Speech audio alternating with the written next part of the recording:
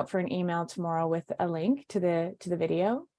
If you have questions today, we ask that you enter them in the Q&A box and not the chat box. So our team's going to be monitoring the Q&A box for questions.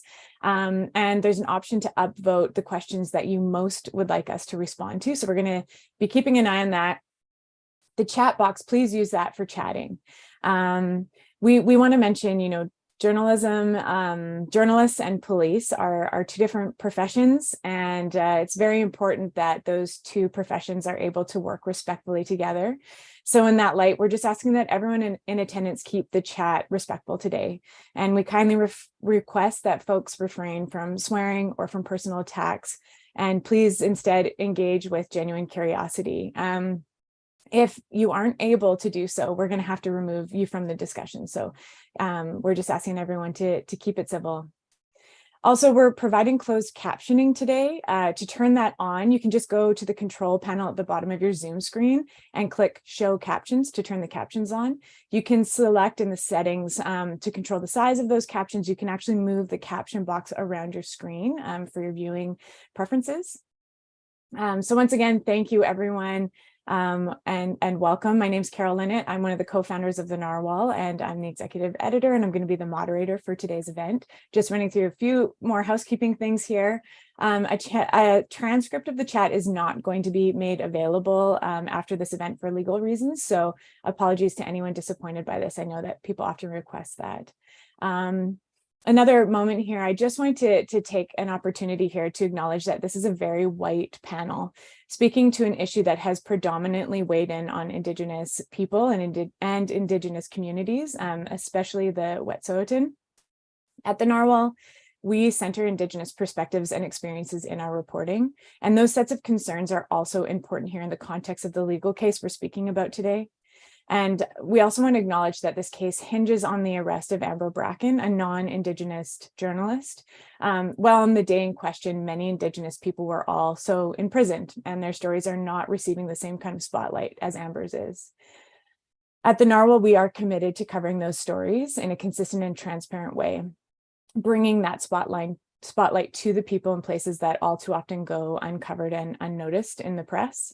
But we want to note that the panelists present here today represent a very small group of people who are aware of this legal challenge's statement of claim on the day it was filed. So while in other instances we would have a much more diverse group of people to discuss such an important issue, today we are limited by those who can actually speak directly to the specifics of this case for legal reasons.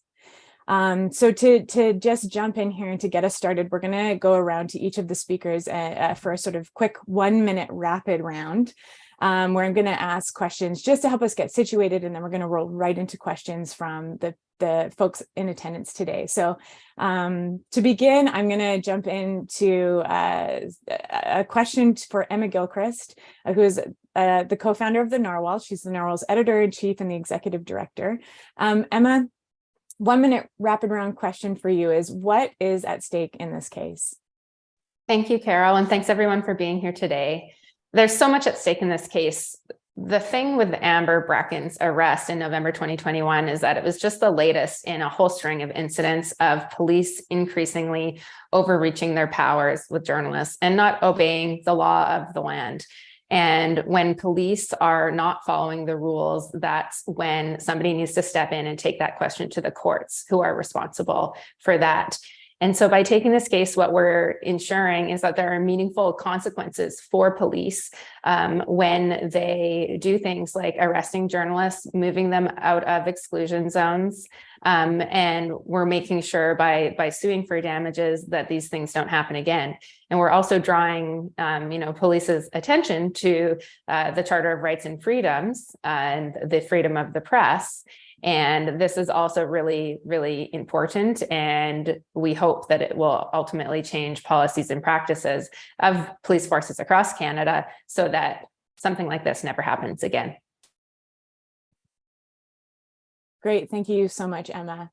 All right. Next, I'm actually going to take the question to Amber Bracken. Amber Bracken, many of you will know who she is. She is an award-winning freelance photojournalist. She's a longtime contributor and collaborator at the Narwhal. It was also Amber who was arrested by the RCMP, which led to the case that we launched. Amber, question for you. In our 1 minute rapid round, I wonder if you could just give us some details of what actually happened to you on the day that you were arrested. I was photographing and documenting within the tiny house, which was the only place I could be to record the events of that day. Police deployed a large force through dropping them out of a helicopter, and they surrounded the tiny house, and eventually they breached the door using an axe and then a chainsaw. Officers pointed a weapon inside, and I documented all the arrests of the land offenders inside the tiny house, and then the officers arrested me. That day, I'll reiterate that the Narwhal contacted the RCMP on my behalf to make sure that they were aware that I was reporting from the territory. I also verbally identified myself. I was wearing 2 professional cameras, media tags, and also had other credentials and a letter of assignment on my person that I directed the police to, and they did not care to review. So they were very well informed about my function in that place. Thanks, Amber. Appreciate that. Okay, next I'm going to go to Sean. Sean Hern is the lawyer for our case. Sean, question for you. Why are you taking on this case? Hi, everyone. Why am I taking this case? Well, I think this case is extremely important for a number of reasons. The use of exclusion zones, particularly in Indigenous areas, to prevent observers of arrest incidents, including journalists, has been growing as a police tactic over several years and has become problematic. It was seen in use in Labrador several years ago in the Justin Brake case. It came up again in the Wet'suwet'en case land defense events of February 2020. It was in Fairy Creek in the summers of 2020 and 2021, and then in Wet'suwet'en in 2021 November, which is the period of time we're dealing with here. So it is a technique that needs to be addressed because it's having a significant adverse impact on journalists trying to do their work, and that affects all Canadians. When journalists can't cover events that are important to the democratic process in Canada, everybody suffers, and it needs to be changed. It needs to be corrected, and we wanted to bring this as a full trial action that we can have the tools to really get at the issues and put them before the court in a way that can engage a deeper analysis and set some parameters that help everybody going forward. Great. Thank you so much, Sean. Next, I have a question for Brent Jolly. Brent is the president of the Canadian Association of Journalists. Brent, a question for you. Why is it important for the Canadian Association of Journalists to support this case? Yeah, I mean, this is an issue, as I think all of the panelists so far have mentioned, that is dominating headlines and discussions in many parts of the country. You know, we've seen enforcement actions like this by local law enforcement in areas like Toronto, in Halifax, in God knows in Winnipeg. There's so many of these instances, and I think this is an important opportunity that's presented itself to hopefully outline very clearly, the rights and responsibilities journalists have in a free and democratic society, and to ensure that those rights are respected by law enforcement. Journalists have a job to do, and so do police, but I think it's really important to make sure that those are kept very distinct. And if we can begin to respect each other's, mandates and parameters, I think, we're in for a stronger democracy as a whole. Great. Thank you so much, Brent. we received quite a few questions from many of you here in advance of this event, and we're going to try to answer as many of those as we can. And some of them, sort of came in on a theme. And so to begin, I'd like to just jump into a really fundamental question that came in one form or another from many of the people in attendance today. Sean, this is going to be a question for you to begin with. There's a question from Jean, which is, I don't understand what was Amber actually charged with. Can you just take us through the really the basic details of what actually happened? What was Amber charged with? What is even going on at the base level of this case? So, referring to it as being charged, we usually think of charges in the context of an offense under the criminal code. Here, she was let's say charged for the purposes of this, but charged with breaching the injunction that had been issued by the court to prevent people from interfering with the construction work that CGL was doing on the pipeline. So and we know that because when the RCMP officers entered the tiny house and spoke to her, placing her under arrest, they specifically said she was under arrest for breaching the injunction. They reiterated that several times between there and the police precinct that they took her to. And ultimately, CGL issued the contempt citation that reiterated that she was being prosecuted for breach of the court order. And so that's the focus. In other protest environments, you can see charges such as obstruction of justice or things like that, but that's not what this is about. This is centered on the injunction. That's what she was being prosecuted with, and that's what they ultimately discontinued on December 21 of 2021, recognizing that the case had no merit against her. So maybe just following on that and this question of the injunction, Amber, I wonder if you can actually speak to this question. And I know it came up in the press announcement on Monday. Were you violating the injunction or were you not? Can you help us understand what's actually at stake there with you being in that position to photograph those events of that day? My actions in the territory as a journalist are distinct from those of land defenders, and I was there performing a totally different function, and I was helped to create one of the only two records of what occurred that day that don't belong to the RCMP. So that was the only place I could be to make those images. As has been pointed out repeatedly, this is part of a pattern of behavior of both catch and release tactics by police to interfere with journalists. And in my case, there wasn't the release. And also the use of these very broad exclusion zones. And so there was a number of things that made it very clear that that was the only way in which I would be permitted or allowed to stay long enough to document what had happened or what happened that day. Can you say a bit more about what do you mean when you say catch and release? There's probably a lot of people here who don't understand what that term refers to.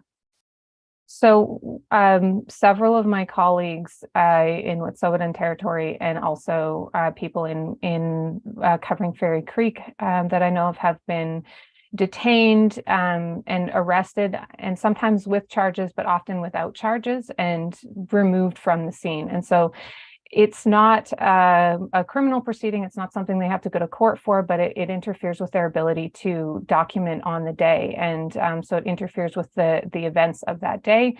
And often it also prevents them from further continuing to cover the story, particularly where there's exclusion zones.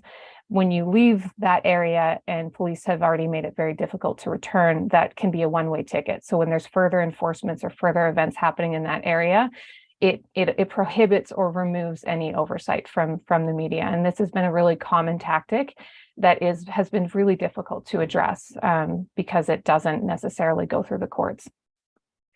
I wonder if I can just pivot this to Brent. Brent, from the perspective of the Canadian Association of Journalists and in your experience, we've been talking about this case as a moment in a large pattern of police interference with journalists. And I wonder if you can just speak to that issue. How big of a problem is that issue? Why are journalists upset about it? Should the everyday average Canadian feel concerned about that, and why? Yeah, I think, well, to Amber's point about catch and release, I mean, I think that that's a trend that we're seeing more and more. I can think of one of our members, Ian Wilms, for example, who was in Toronto and had the exact same thing happen to him while he was photographing the enforcement action on clearing a homeless encampment in a Toronto public park. So this is something we've been continually with the CAJ and others in the press freedom community, trying to hammer home to attorneys general, to ministers of public safety, right across the board, that this is not acceptable. These individuals are participating in good faith acts of journalism. In some cases, they're on public property, or they are there under the terms of documenting, as Amber said, something that's going on in the public interest. And I think the challenge that we're going to see more and more with this is a lot of these kind of violations are happening far from city centers in smaller communities where resource extraction projects are taking place. And there's a lot of opportunity there for law enforcement to, employ these kind of tactics as a kind of media relations strategy, where somebody gets caught up, released, and in a lot of ways it's a perfect crime because it delays the coverage if you're not there in that moment to capture that photo or that quote or that piece of audio or video. Great, thank you so much, Brent. I want to, follow on that. This is actually a question from Donna that I'm actually going to put to Emma first, and then I'm hoping Amber can speak to it as well. And the question is, did you ever have to show identification to prove you were a journalist? What kind? This is such a great question, and it's certainly a question that circulates in the minds of journalists who are going to report on the scene, and also editors who are asking journalists to go report on scene. Especially in zones of conflict or in remote areas. So I wonder if, Emma, you can talk a little bit about how that question, circulates in the mind of editors, what the Narwhal did in advance of Amber heading out to Wet'suwet'en territory for this assignment. And then Amber, I wonder if you can actually talk a bit about what that looked like for you on the ground. So Emma, let's start with you. Yeah, so from the Narwhal's end of things, we ensured that Amber had a letter of assignment with her and had a document on her that said that she was pressed, so that trying to make this as clear to RCMP as possible. We also reached out to the RCMP in advance, actually the day before Amber was arrested, to inform them that she was on the territory, and they confirmed that they had received that and acknowledged that. And so from our point of view, we have taken multiple steps to ensure that the RCMP is aware that Amber is a journalist and that she is out on the territory doing her job. Over to you, Amber. So just to continue, and the sort of the other side of that is that I took the documents that were provided to me by the Narwhal and I made sure that they were readily available and actually physically displayed on my person. And I also verbally identified myself to police. I had other credentials with me and directed police to those documents several times, and at no point did they have any interest in reviewing them or having a conversation about my work there as a journalist. And I think that it's something that is especially difficult for freelancers to validate yourself. It's one thing if you show up with a big live truck that has CBC or CTV plastered all over the side of it, and you're carrying like a video camera or something like that. But for freelancers, we do work really hard to identify ourselves to police, both verbally and with as much signage or media tags as we can. But in this case, it made no difference. And Thanks, Amber. Another question that's come in has to do with the way that general media concerns around this issue. So we've talked a little bit about the catch and release issue where, members of the RCMP or police forces kind of take a journalist and just remove them from the area. They're not charged, they're not arrested, they're not detained, but it certainly interferes with the work of journalists.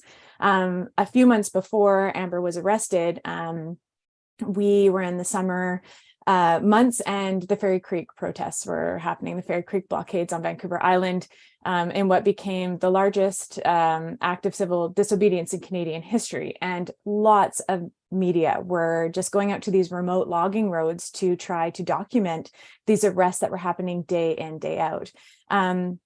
And I think it was, one of the first times that we'd seen a really sort of aggressive or expanded use of these exclusion zones. And the RCMP were asking media to sort of check in with them, and then they would escort media to specific areas. You had to document and photograph and report from those specific areas only.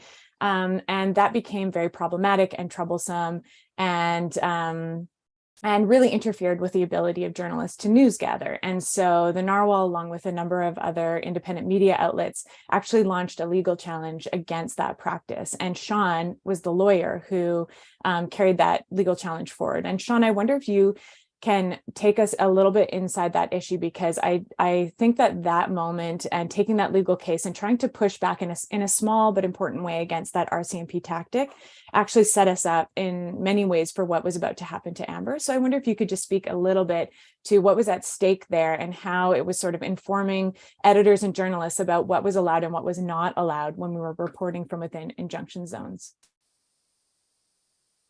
Sure. So at Fairy Creek,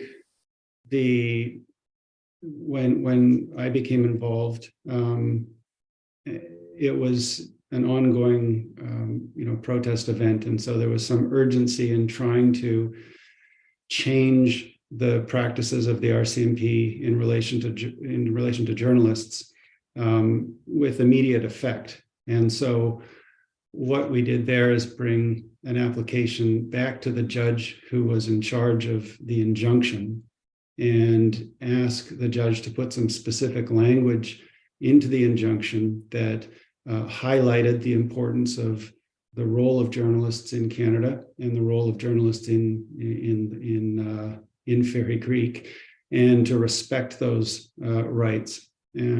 So it was what we could do within the parameters of an ongoing protest event, and in the time constraints that presented. What that application did was certainly alert the RCMP and Attorney General of Canada and to the issues, and we hoped that they would engage with it in a really practical way and create some different policies on the ground that would apply. That really didn't happen, and so when a few months later Amber was arrested in the Wet'suwet'en context, this was just an escalation of what we were dealing with at Fairy Creek from our perspective, particularly since we had flagged this issue so clearly for them and had been litigating it in the summer of 2021. So this case presents an opportunity to address it within the context of a full trial. And that means we get things like document discovery and examinations for discovery and full testimony from our side, of course, and from the officers involved, so that the court has a complete record. We couldn't do that within the parameters of the application that we had brought in the Fairy Creek case at the time. So that's what we're doing. We're escalating essentially the legal activity in response to an escalation of measures taken against journalists. Great. Thank you so much, Sean. I'm going to take a question from the Q&A to sort of follow on that. And maybe, Emma, you could speak to this first, and perhaps others would like to follow. So the question is, are there other court cases going forward against police services in Canada on behalf of journalists, or would this be a precedent-setting case? Emma, can you just sort of take us through the significance of this case, and others might want to follow in? Yeah, I'll start us off, and then Sean can maybe jump in and add anything or correct anything. But this is the difference with this case is, a lot of the cases we've seen in the past, like with the Justin Brake arrest in Labrador and with Fairy Creek on Vancouver Island, is that the media's reactions in the court, were kind of necessarily reactive to events that were, happening on the ground. What this case is doing is it's actually proactive. So we're moving forward proactively to make sure that there's a consequence for the RCMP for their missteps and their illegal behavior. And to the best of our knowledge, this hasn't been done before in this way. So we are looking to set a precedent with this case and change police practice going forward and ensure that all journalists in Canada are able to do their work and to create a public record and to ensure that that public record is never kept beyond police lines. And ultimately, that's really important for the public's right to know and to the fundamental principles of a democracy, that journalists are able to freely and fairly do their work as professionals. Sean, do you want to follow on that? Sure. Just very, very briefly, there aren't many cases brought against the RCMP for wrongful arrests like this, because it's an incredibly challenging financial and time-consuming undertaking to take a case to the civil courts that will be defended vigorously by lawyers from the Attorney General of Canada. And so, as a practical matter, people often just can't do that. There are avenues of recourse like complaints to the RCMP complaint agency, but those take an extensive period of time and have their own challenges in terms of a satisfactory outcome. They're also not really in the control of the person making the complaint in the same way that a civil case is. So no, there aren't that many cases. There may be other avenues to make things economical, such as a class action or things like that in the right circumstances. And so we'll see how that evolves. But this is a special case in that we have a committed group, we have a significant arrest event, and we're determined to have the court provide some guidance on this important issue. Great, thank you. We have a question that came in before the event from an attendee, and Brent, I'm going to ask you to speak to this one. The question is, what is the process to set a precedent that police are required to follow, and how would such a requirement be enforced? And so when we're looking at these kinds of events where journalists are, reporting from on the ground, can you speak a little bit to perhaps the difficulty and challenges of exactly this, having a prescriptive, set of behaviors or rules that everyone has to follow in terms of, us looking forward to better relations with the police on the ground for journalists to protect their right to report. I just wonder what comes to mind for you when we are thinking about, how can we basically do this better going forward? Yeah, I mean, I think simplistically, like I was saying before, the police can respect journalists' rights to do their job effectively and without interference. I say that semi-sarcastically.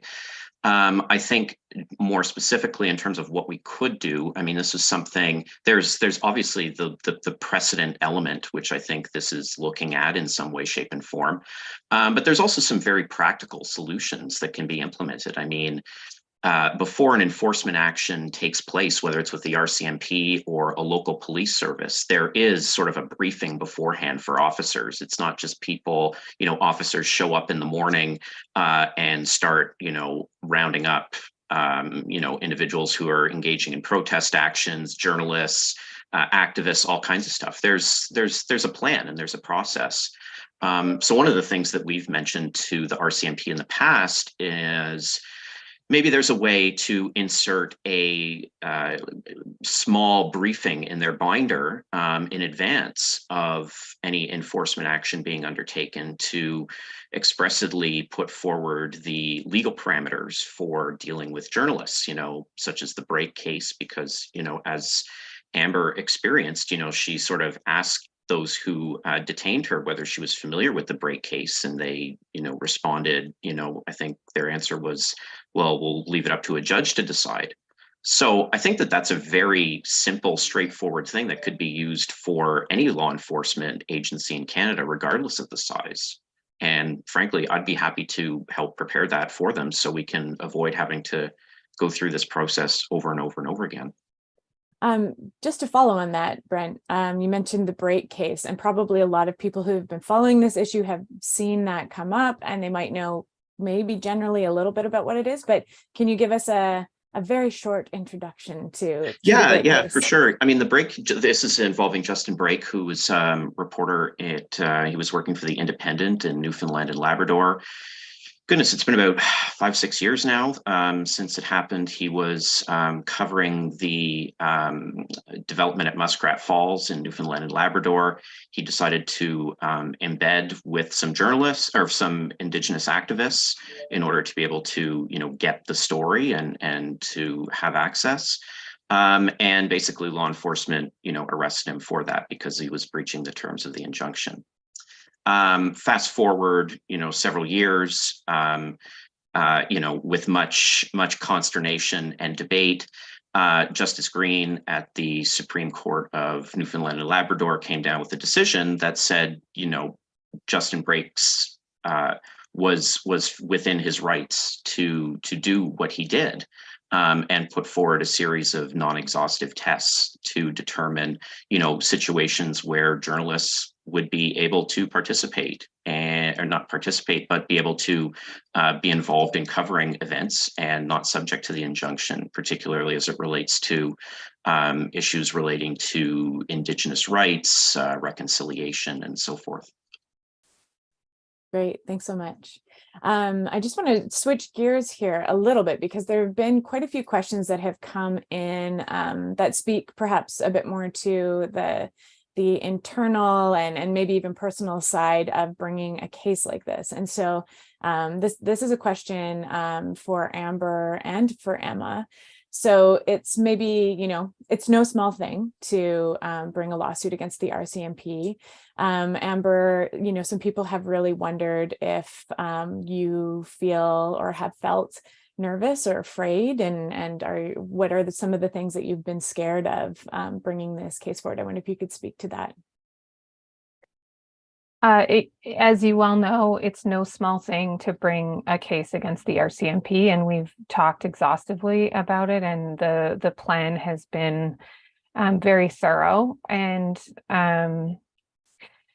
so I think honestly at this point, I feel mostly excited to have such a good team. I wish we didn't have to do this. I wish that it wasn't me. I kind of wish that it wasn't us. I wish that this had been a precedent established and an issue that was resolved 10 years ago rather than, at this time.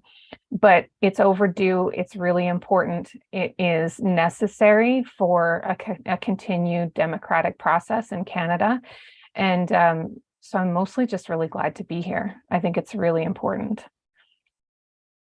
Yeah, and just to build off of that, obviously, we thought very long and hard at the Narwhal about whether to take this case. It is a huge commitment. And I know we have many of our members with us today on this call, and we would have never been able to take this step without our members' support. The Narwhal is a nonprofit news organization. We're less than 5 years old, and we count about 5,000 members who contribute whatever they can on a recurring basis to help support our work. And many people have also made special donations to this legal fund to support Amber's case. It's not something that we ever really wanted to do. We didn't want kind of an enormous special side project off the side of our desks because, we created the Narwhal to tell important stories that are going untold. And we really want to ensure that this case doesn't, take away from our ability to do that either. So we're really wanting to stay focused on the journalism, the thing that we were created to do, while ultimately, we had to take this case because it's getting in the way of us being able to do that important journalism, not just for ourselves, but for all journalists in Canada.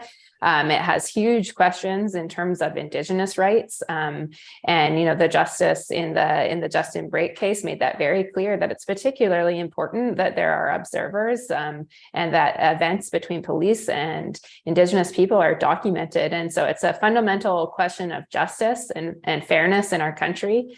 And while it's not something that we wanted to do, and certainly we considered walking away from it, it's not something that we ultimately could turn our backs on. So that's why we're here today. And we're very grateful for everyone who's made it possible, and that we're able to, take this leap because we know that many thousands of Canadians will leap with us. Thanks, Emma. A lot of people have been asking questions about the case in terms of, how do we understand this in our imagination? Sean, I'm going to ask this question to you. Is this a big case? Is this a small case? Is this a cheap case? Is it expensive? Is it going to be done in 6 months, or is this going to go on for 5 years? Give us a little bit of a sense of what we're looking at here with this case. Okay, I don't know about the language of big and small. But this is a full-fledged action in the British Columbia Supreme Court, which is our regular trial court. Section 96 of the Constitution provides trial courts across the country, and this is ours. It has inherent jurisdiction. It has no maximum, values to it. So it's the place where big cases get heard in British Columbia. And like any civil case against the government, it is big in the sense that it's going to be very well defended. We've named both the federal government and the provincial government, along with some individual officers. And it will go through the stages of an ordinary case and result ultimately in a trial that I'm not sure exactly how long it will be, but I'm sort of in my mind thinking 4 to 6 weeks, maybe a little longer. So it's also a case that involves principles that are important, and some that need clarification from the courts. So it has a high likelihood of moving up to the Court of Appeal and perhaps the Supreme Court of Canada after that. In terms of timeframes for this, a rough estimate for trial would be about 18 months, and then the Courts of Appeal and Supreme Court of Canada processes add years on. So I think of it as kind of a 5-year undertaking, and there's various opportunities for that to be shortened along the way. But yeah, it's a significant case. It's a significant undertaking for sure. You mentioned that the case also names Canada and the province of British Columbia. Can you briefly explain to people why that is the case? Sure. It's a bit complicated. It is set out in our notice of civil claim where we name the parties, but the relationship of the RCMP to British Columbia engages both the RCMP's employers, which is Canada. They are federal employees, but the government of Canada and government of British Columbia have an agreement that is a policing services agreement, whereby the RCMP acts as the provincial police for British Columbia.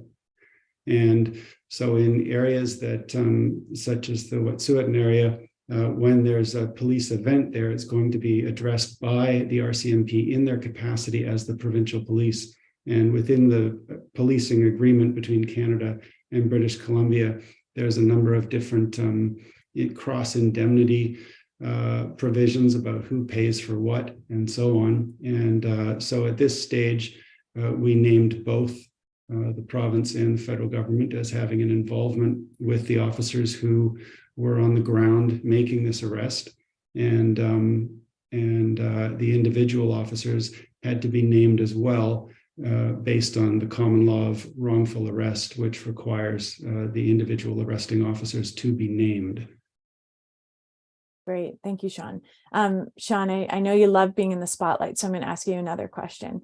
A lot of people have been asking what is at stake in this case in terms of the likelihood that, you know, the Narwhal and Amber could lose the case. What kind of risk is there? I wonder if you could help people understand what that might look like and give a sense of, you know, how these proceedings could go in that regard.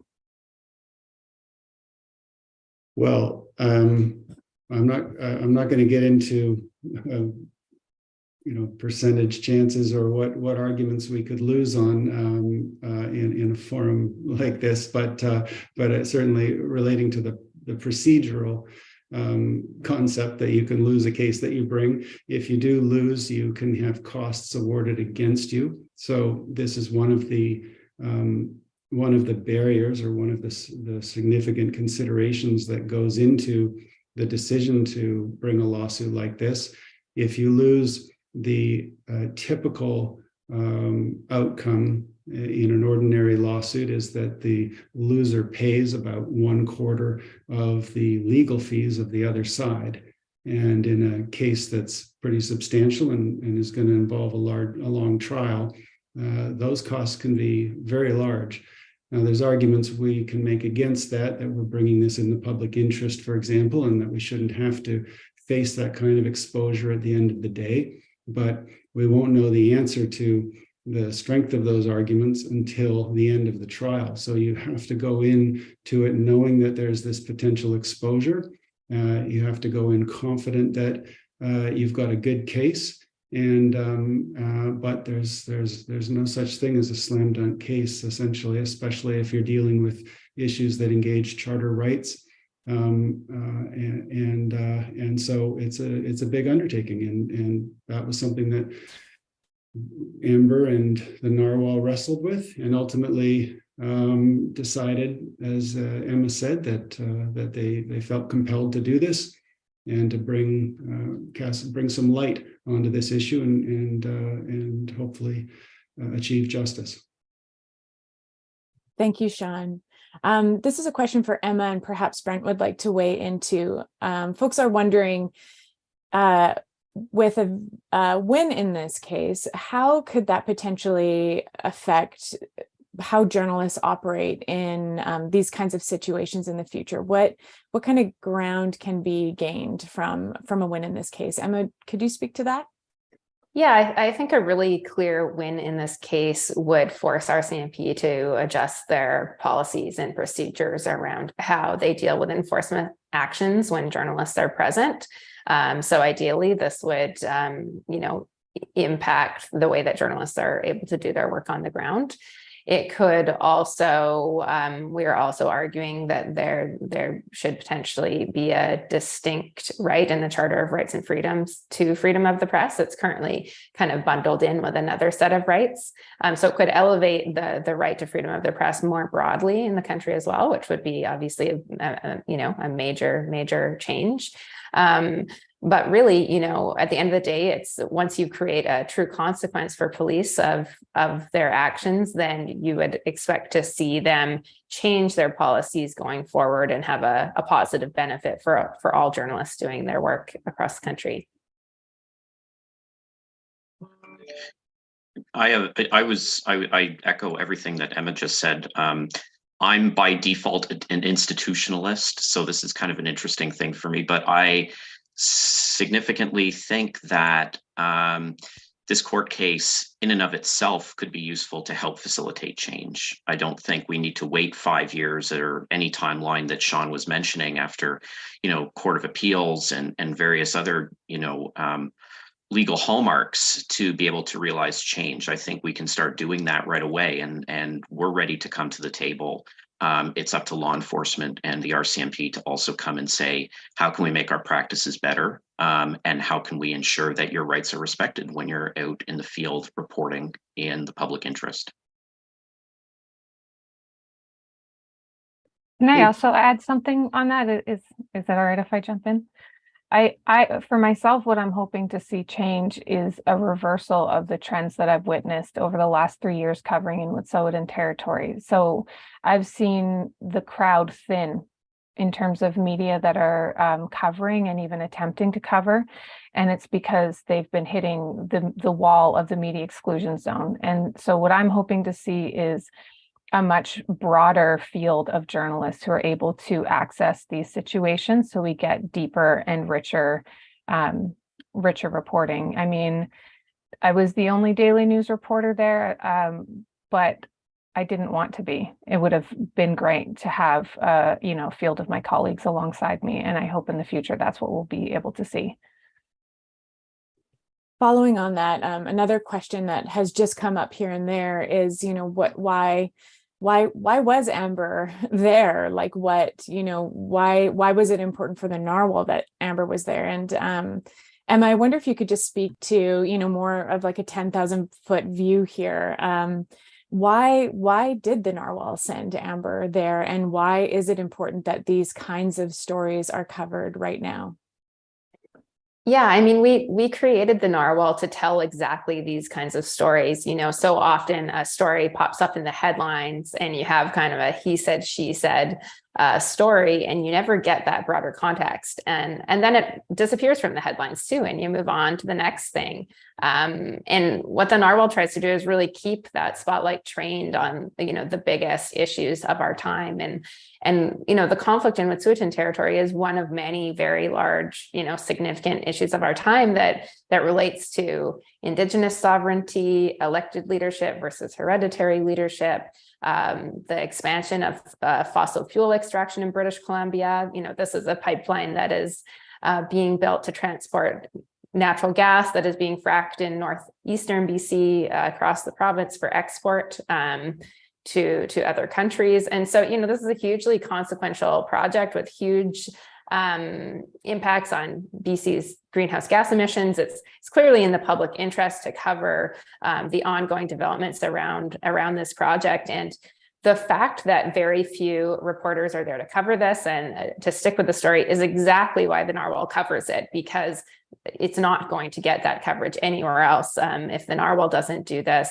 then it's gonna fall out of the headlines. And we really want to bring that context rich, complex, nuanced reporting as well that shows what's truly happening on the ground.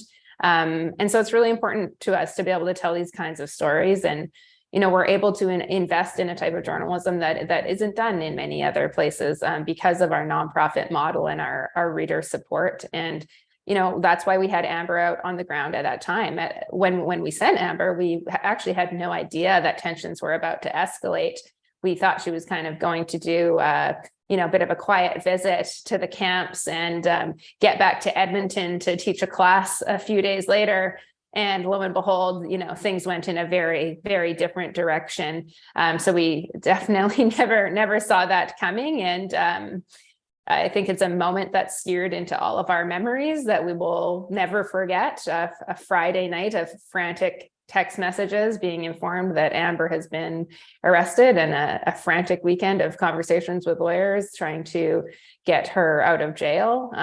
We launched a letter campaign over the weekend calling on the public safety minister and others to have Amber arrested. There was huge outrage and outcry over this event. And, it's kind of a bit of an ironic theme, I guess, that then it fell out of the news headlines, right? And for many people, that story, once Amber was released and the charges were dropped, was over. But it wasn't over. And it's really important that it's not over. And so, in a way, it's very true to our values that we're continuing this story and moving it forward, even though many people have kind of, moved along with their lives. But this was a really important event, and we intend to stick with it for as long as it takes. On that note of sticking with it and taking this case where it ought to go. There's a kind of technical question here, and I think it's a really interesting one about the nature of the charter. And, I think a lot of people might think that we do, in fact, actually have, freedom of the press is a charter right, and isn't it a charter right? And there's some confusion about exactly what that means in terms of journalists' rights. And Sean, I wonder if you might be able to speak to that question, like how are there specific press rights in the charter, or are there not? Sure. The words freedom of the press appear in section 2B as part of a lengthier sentence that says freedom of expression, thought, belief, including freedom of the press and other media of communication. And so there's been a longstanding debate within the court jurisprudence around whether the words freedom of the press and media of other communication constitutes a distinct set of rights for journalist activities, or whether it's simply rolled in as part of freedom of expression. And there's been some really interesting academic work done by a fellow lawyer named Benjamin Oliphant, and by a very esteemed professor named Stevie Cameron in Canada. You can look those people up online and you can get much more in-depth analyses on this particular issue. In a case in 2018 called Vice Media, this question was raised again, and 4 of the 9 judges had indicated that they thought it was time to recognize freedom of the press as a distinct constitutional right, which added or amplified protections for journalism work. Among them was the current Chief Justice Wagner. And the other 5 judges who constituted the majority in that case decided that it wasn't really the right set of facts to decide it. So the issue is still undecided in the courts, and maybe this is the right case to engage that issue. Maybe it's another case. We'll see. But that's just a rough outline of what this issue is. Thank you so much, Sean. Another set of questions that have come in from folks is about the relationship between the Narwhal and Amber in this case and other media. Of course, this case is consequential for journalists and publications across the country. And Emma, I'll maybe pass this to you, and then I could possibly go to Sean afterwards. Are there other media that are involved in supporting this case or helping? Yes or no? Why or why not? And is there a possibility for other media outlets to act as potential interveners in the case, like down the road? What's happening there? Yeah, so there's a ton of support for this case from Canada's journalism community, and that's in part why we see Brent from the Canadian Association of Journalists on this panel today. And the association issued a great statement of support for this case on the day that we launched it. And there's certainly a lot of moral support for this case, but at the end of the day, it's the Amber who was there and who was arrested and who is at the center of this case, and the Narwhal that is in a position to be able to help support this case move forward. And it's our charter rights that were breached on that day. So we really need to be the plaintiffs in this case. As to opportunities for other organizations to intervene down the road, that is a question that Sean is better positioned to answer. So I'm going to throw that to you, Sean. Yeah, typically at the BC Supreme Court level or the trial court level, the court doesn't allow interveners to speak to the issues. Sometimes it does, but the general rule is no. And when it goes up to the Court of Appeal, interveners can apply to be involved in the case and take positions on some of the legal issues. And that is permitted on a fairly regular basis. And then once you're in the Supreme Court of Canada, that court tends to allow a lot of interveners to get involved to make sure that they have all the various policy and legal issues canvassed. So yes, there's a direct role that other media organizations may play as the case moves along at the front end. As Emma was saying, this case is focused on a particular set of facts, which is just how the Canadian courts work. They decide things case by case, and as opposed to bringing a policy issue in as a whole and deciding that. So we take this set of facts, the court will wrestle with that, issue a written decision about it, and then that's the decision and the set of facts that moves up through the courts of appeal. On that question of facts and how they move through this, there's some people who are asking questions about the the transparency with this case? What will be made public? Will depositions be made public? Sean, can you explain a little bit about what kind of access people can anticipate having to the details of the case? Sure. Obviously, the pleadings are like the notice of civil claim that we filed, are public documents filed in the registry. After the pleading stage of a case, we go into what's called discovery, which has two components. One is each party has to produce their relevant documents and records and videos and things to each other. And those are not public, certainly at first instance. Those are just within the case. And we have an undertaking of confidentiality when we receive the other party's documents to keep them confidential. Then we have examinations for discovery, which in the US are called depositions. In Alberta, they're calling them questionings, but same process. And the transcripts from those are also not made public at first instance. When the trial is actually held, then those documents, if they're put into evidence as exhibits, they do become public because a trial is a public space. And so they can be seen then. In between those periods of time from now till trial, there may be applications that are heard where affidavit evidence attaches certain documents and so on. Those applications are things that the public can attend and listen to.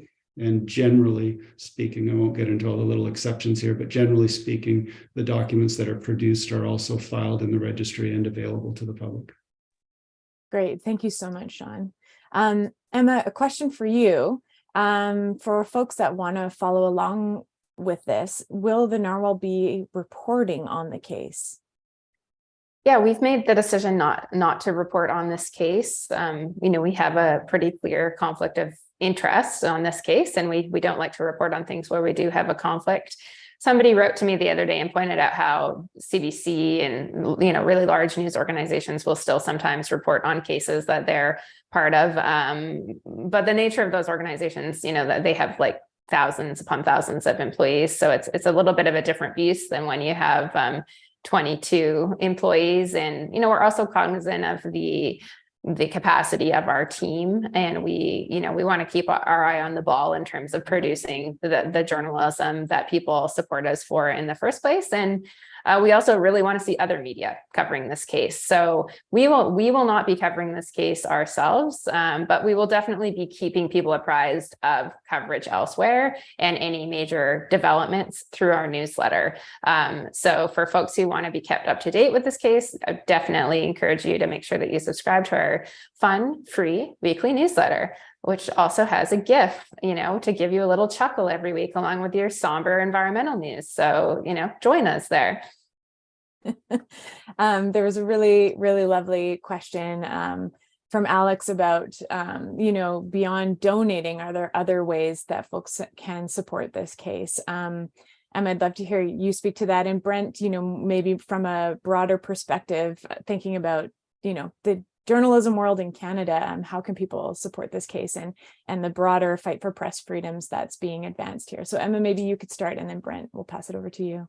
Yeah, I would say that, our one of our goals of the Narwhal is absolutely to inspire and empower people to take action in their democracy. And we, as journalists, we don't like to be specific about how to do that, but, to the extent that we, inspire folks to get involved and to reach out to their elected representatives and that sort of thing, we think that it's great to be engaged citizens. So that's awesome, and definitely appreciate you spreading the word about this issue, amongst friends, family, everybody that you know. And so, yeah, we really appreciate all the ways that people are volunteering to support us. And Brent, do you have some more thoughts in terms of how folks can support this battle? Yeah, I think you can always demand better from your officials. You can write to your MP. You can let them know that this is something that you're concerned about. That press freedom is a very grand concept, and we're talking about one specific case here, but I think, as to what we've kind of gone over in several examples today, this is an issue that's taking place in, around corners and in backyards of many communities across the country. So I think that's really important. I think it's important to be vigilant and to demand better. I would say, make sure to subscribe to your news outlet of choice. I think that that's important. In this time of declining ads and Facebook and Google monopoly, I think that's critical.